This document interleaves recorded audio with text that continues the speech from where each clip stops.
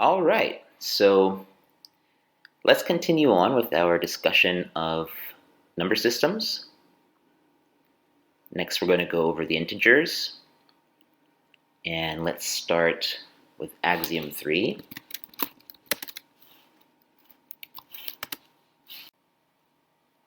Cool. Okay, and there exists a whole number 0 denoted by the numeral 0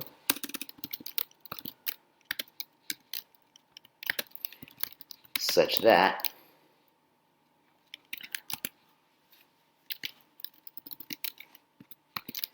a plus 0 equals a. And of course, this is commonly referred to as the additive identity.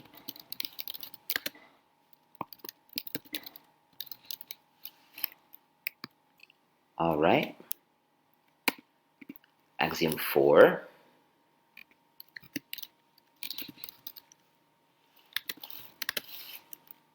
For any whole number a,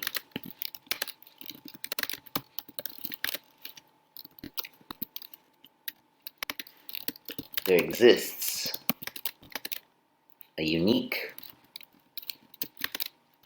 number minus a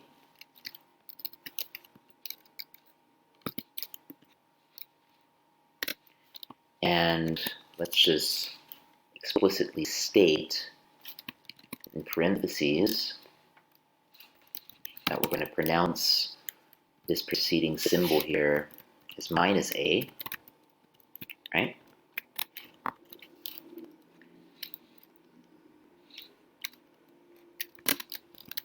Since whenever a is less than 0,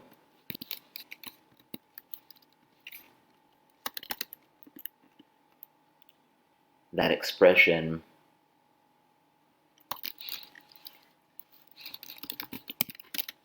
yields a sum.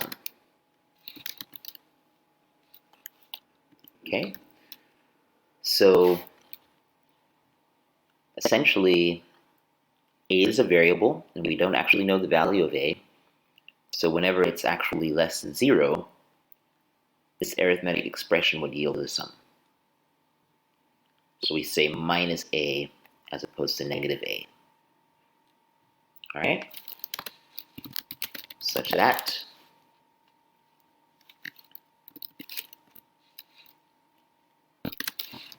a plus quantity minus a equals 0.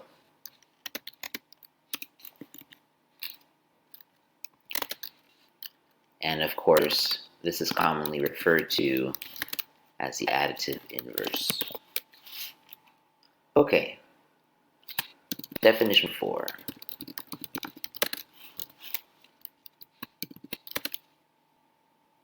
The set of negative numbers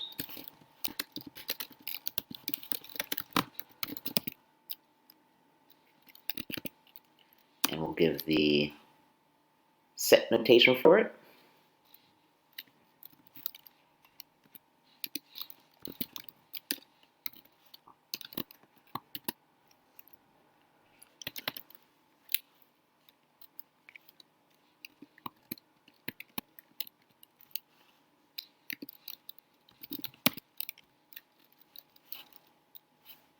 Minus 3, minus 2, minus 1.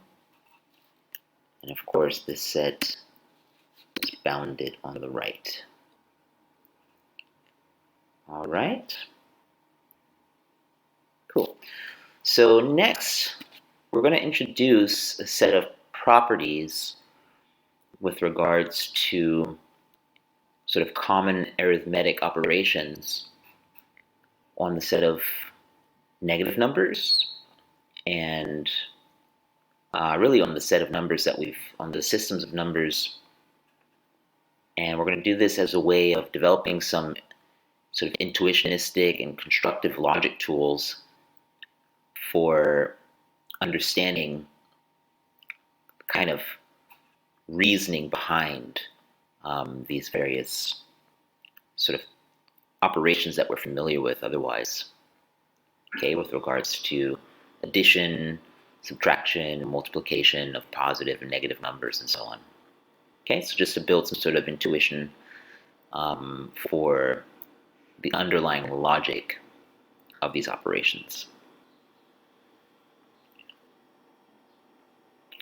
Okay, and we're going to do this in the context of a sort of hypothetical balance sheet of profits and debts. Okay, so let's see what this looks like.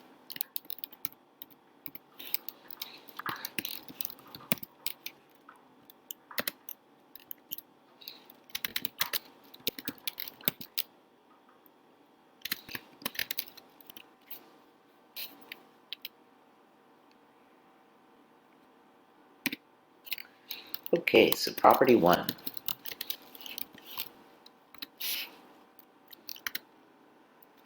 A positive value added to 0 is a profit. Okay, and we can express this property arithmetically or algebraically as follows. 0 plus p equals p. All right, pretty straightforward. No issue there. Property 2. A profit subtracted from 0 is a debt.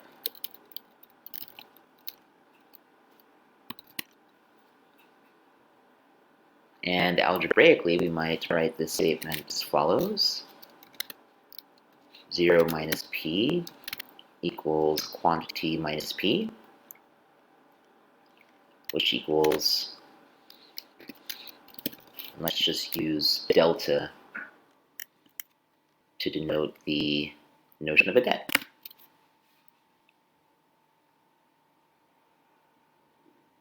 Okay. Property 3.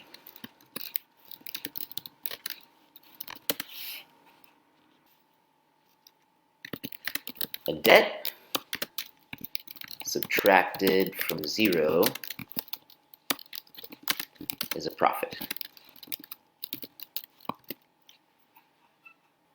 Little typo up here, so change that from additive identity to additive inverse. So just a little correction up there.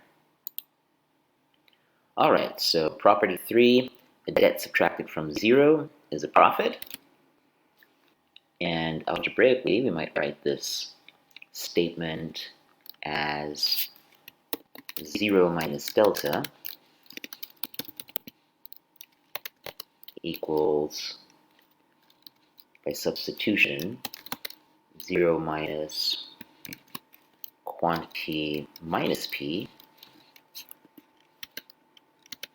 equals p.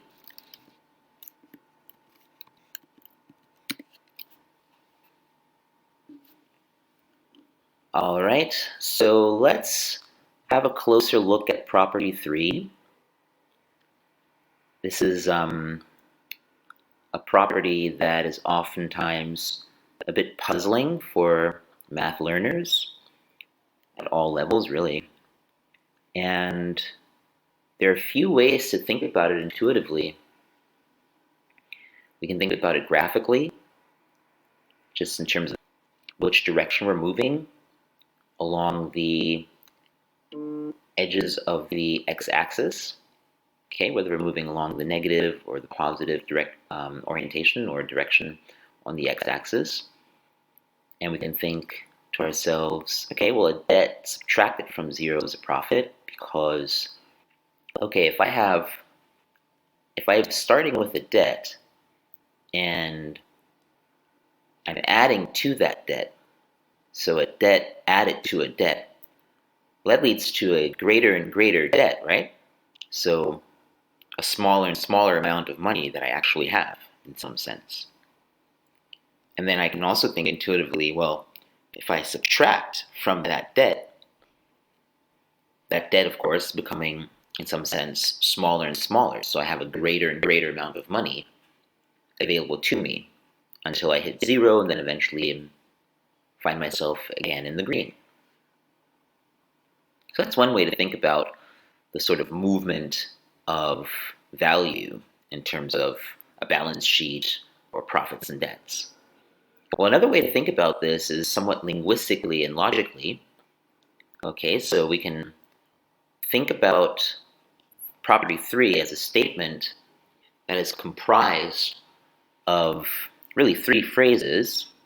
Okay, so we have a leading noun phrase here, a debt, and we have a verb phrase, which is sort of paired with a prepositional phrase, subtracted from. Okay, so that's a verb phrase and a prepositional phrase combined. Let's just take that to be our second phrase. So our first phrase is a noun phrase, a debt. Our second phrase is this verb phrase combined with a prepositional phrase, subtracted from. And then the third phrase would be is a profit, okay, which is another verb phrase. And then let's just isolate those phrases and then see what kind of sort of logic we can do with them to understand this portion of property 3 a bit better. Okay, this somewhat familiar property from, let's say elementary algebra, this idea that commonly is referred to as minus times a minus yields a plus, right? So we can actually use an Obsidian plugin called Mermaid and actually isolate and do some diagramming and create some nodes to parse this out. So let's go ahead and do that. Mermaid is typically just written in the form of a code block. Okay. And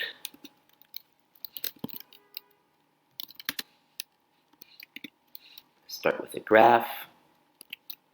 And one thing to just note briefly is, as I'm writing this code block, just sort of bear in mind, what you'll notice is that the hierarchy of the nodes are written last to first in the code block, but then are going to be rendered first to last in the actual output. So we'll see what I mean in a second, but just figured I'd mention that now so that we can avoid any additional confusion. So we'll start by defining a graph, and then our nodes are going to be subgraphs. And here I'm going to start with the lastmost node, is a profit. Okay, so that's going to be the last node of this graph, and we'll see what I mean in just a moment.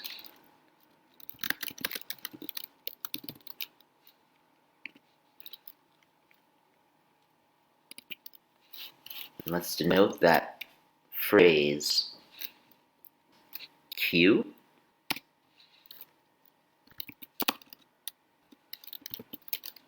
And we'll end that node there.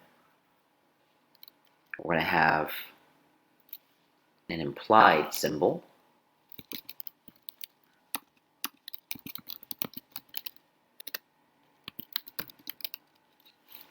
But don't worry too much about the syntax for now. It's very easily and straightforward to pick up the syntax.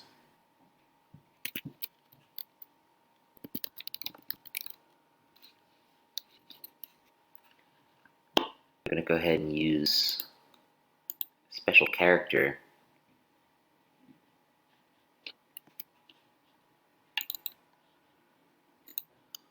for the notion implied, or implies. Okay, we're going to end that node. And then we're going to have the node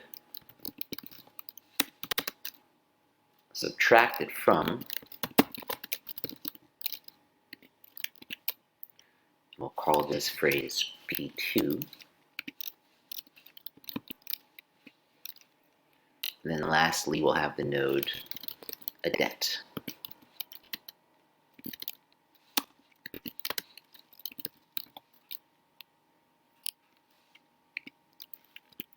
We'll designate this guy P1. All right, let's see what we get. Great. All right, so let's see. So we have our noun phrase adet, and we have the phrase subtracted from 0. And let me go ahead and add the from 0. And we have logic operator implies is a profit. Okay, and so we'll understand more why I'm using this in just a moment. So adet subtracted from 0 is a profit. Okay, so I've just isolated the constituent parts of property 3. And so now what we can do in order to understand why minus times minus in this case works is we can use what's called the contrapositive. So that's a logic operator, a logic operation, and we can even just pull it up in the dictionary. I have it handy here to see what exactly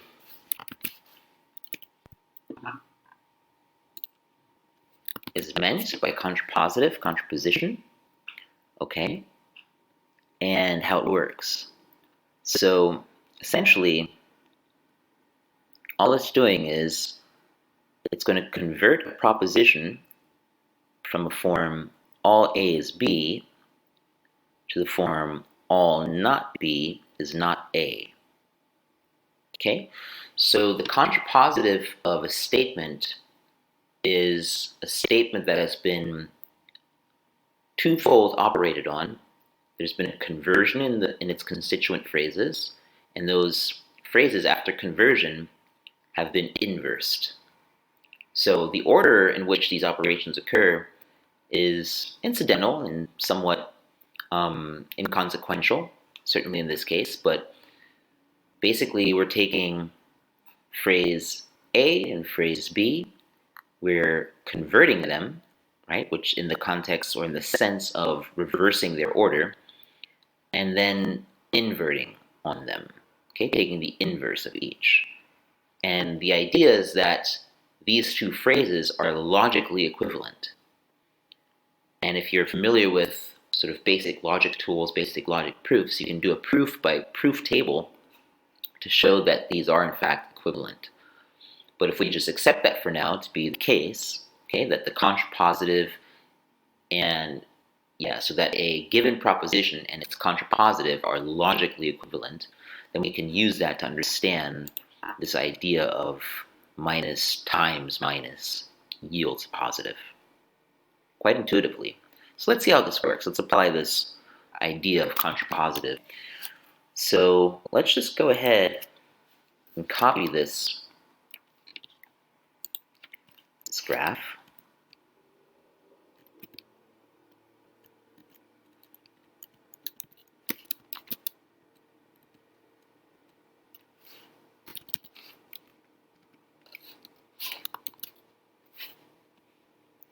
Okay, let's just make a few simple changes. In fact, let's just make those changes. Let's convert and inverse to obtain the contrapositive.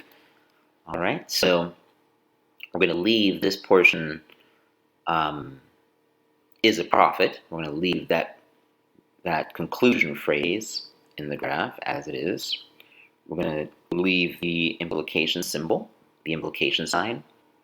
And all we need to do is reverse the order of these two subgraphs and invert them as well. So we're going to converse, we're going to apply the converse and the inverse. And we'll start with this guy, P2, subtracted from 0. So what is the inverse of subtracted from 0? Well, the inverse, of course, is added to 0. Okay? So we'll change that to add it to 0. And what we're going to do is invert on this guy as well. Okay, so not P2. Subtract it from 0, P2. Well, the inverse is add it to 0 and not P2. Okay? And then, what is the inverse of, or the negation of a debt? Well, in fact, the inverse is more appropriate. Well, that would be a profit. Okay, so is a profit, let's say. Okay, a profit.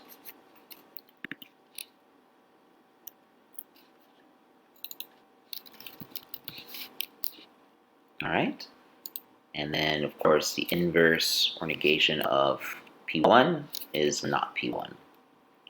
So we've got our inversions, and then lastly we just have to convert the order of these phrases, the order of the appearances of these phrases.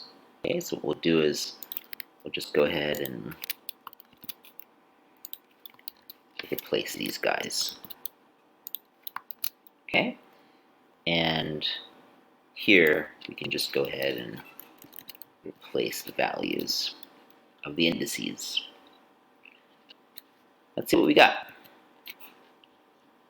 Cool. And then the last thing I want to do is just add some white space between the two graphs. All right. So our given proposition 3, property 3, a debt subtracted from 0 is a profit. Okay, a debt subtracted from 0 is a profit. And the contrapositive of that statement, okay, a debt subtracted from 0 is a profit. And the contrapositive of that statement would be added to 0, a profit is a profit. So these two are logically equivalent, right? Add it to 0, a profit implies a profit. Okay? Okay, so hopefully that's somewhat clear how the contrapositive is applicable to the context here of subtracting a debt from 0. All right? Feel free to leave some comments below regarding your thoughts on this matter. I certainly would like to hear from everyone. All right. Property 4.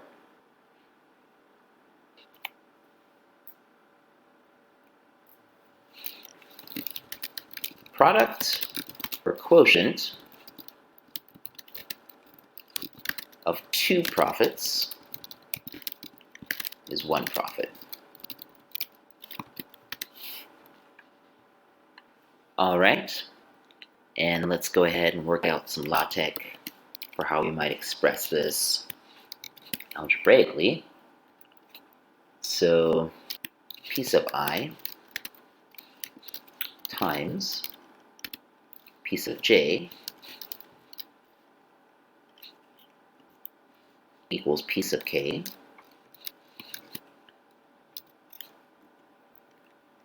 or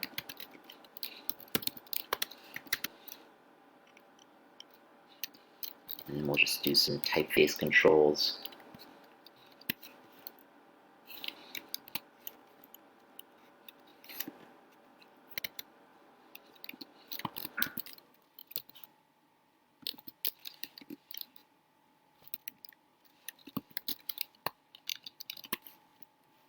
P sub I over P sub j.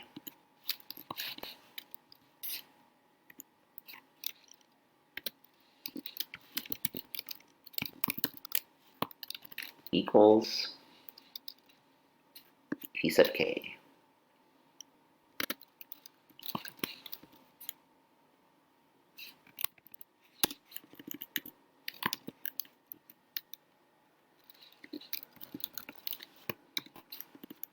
See what we have. Okay, looks great.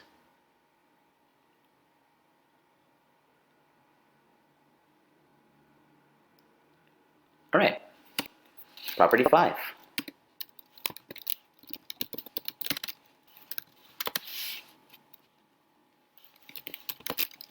The product or quotient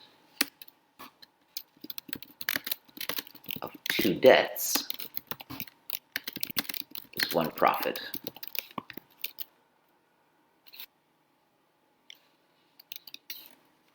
We'll start, of course, with the multiplicative case. Delta sub I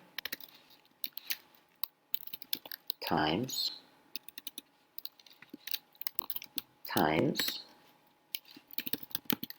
delta sub j equals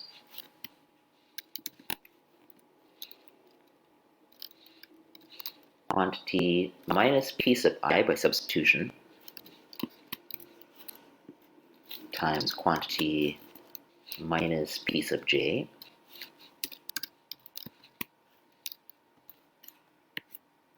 which equals p sub k. All right. Or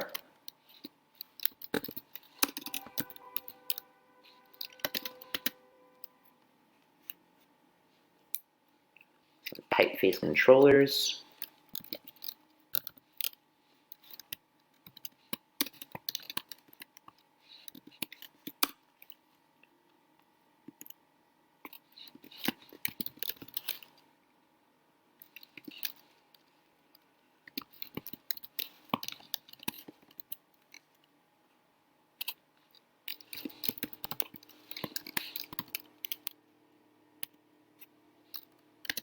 equals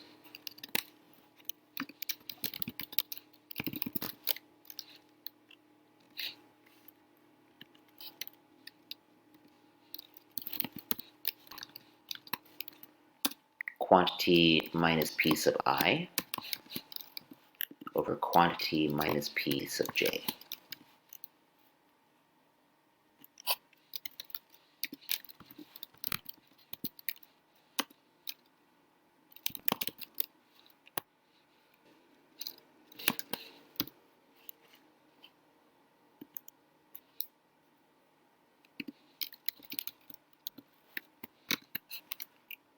All right, let's have a look.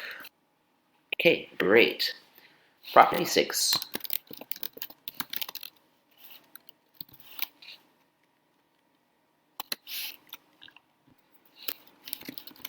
The product or quotient of a debt and a profit is a debt.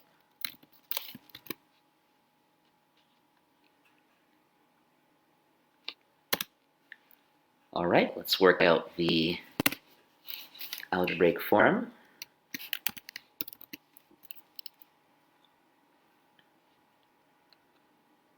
Delta sub I times p sub j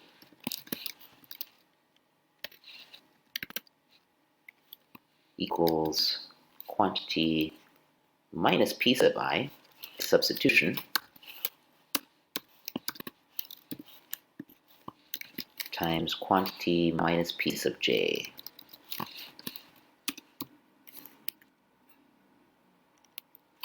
Which equals delta sub k.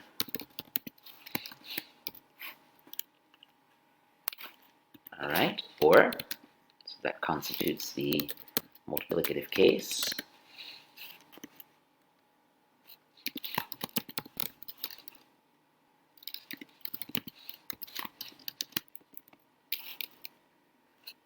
Delta sub I over p sub j,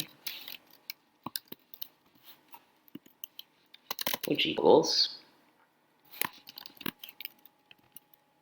by substitution, quantity minus p sub I over quantity minus p sub j.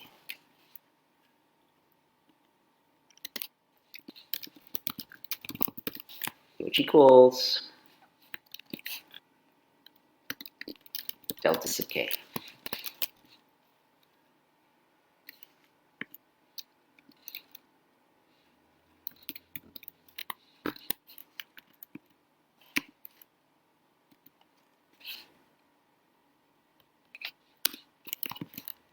Okay, let's have a look.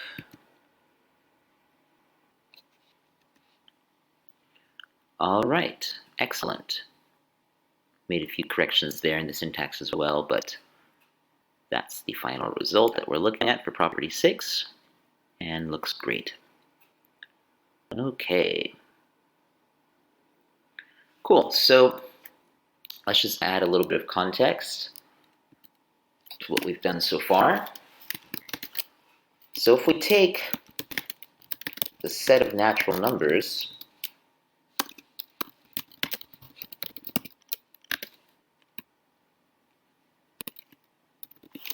given by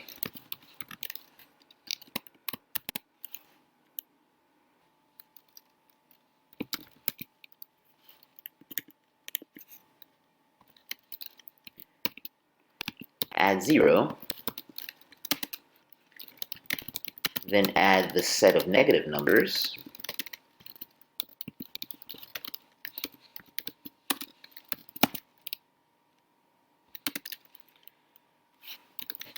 we obtain a set of integers. All right. All right. And so now we're ready to give definition 5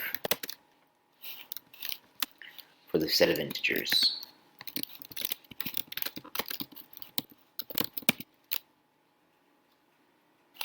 As follows.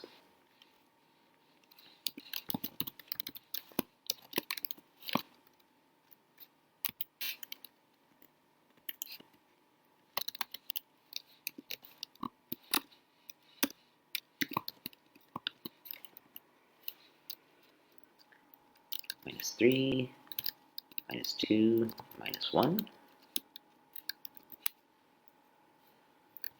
0, 1, 2, 3.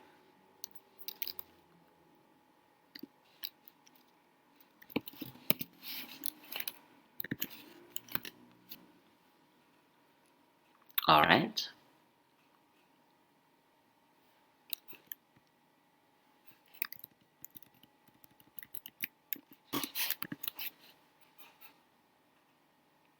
All right. And then lastly, just for contextual cushion, an integer is a whole number, either positive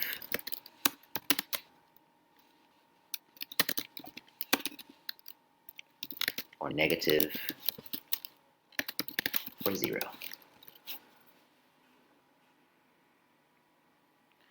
Okay, great. And so that constitutes our sort of semi-formal construction of the integers. There's a lot more that we could have included, but this is sufficient. So yeah, if you have any questions regarding my approach, as always, leave a comment in the comment section below. And if this particular exposition resonates with you, please feel free to give a like and subscribe to the channel for more content like this. See you in the next one.